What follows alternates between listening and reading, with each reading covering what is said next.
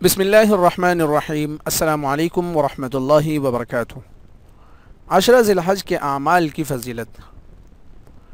حضرت عبداللہ بن عباس رضی اللہ تعالی عنہ سے روایت ہے کہ جناب نبی کریم صلی اللہ علیہ وسلم نے ارشاد فرمایا، ان 10 دنوں یعنی عشرہ ذی الحج میں اللہ تبارک و تعالی کے حضور نیک عمل جتنا پسندیدہ و محبوب ہے، کسی اور دن میں اتنا پسندیدہ و محبوب تر نہیں۔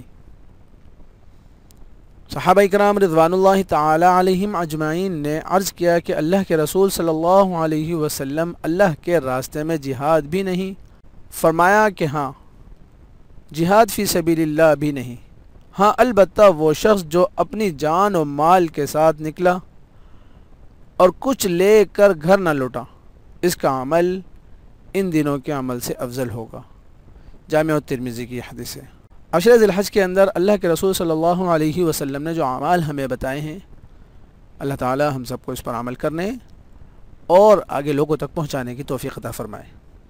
جاتے جاتے میں اپنے دوستوں سے گزارش کروں گا کہ اگر آپ کو ہماری ویڈیو پسند آئی ہو تو اپنے دوست احباب تک اسے ضرور شیئر کیجیے گا، اور اگر آپ نے ہمارے چینل کو اب تک نہیں سبسکرائب کیا تو چینل کو بھی لازمی سبسکرائب کر دیجیے گا۔ جزاکم اللہ خیر۔ السلام علیکم ورحمۃ اللہ وبرکاتہ۔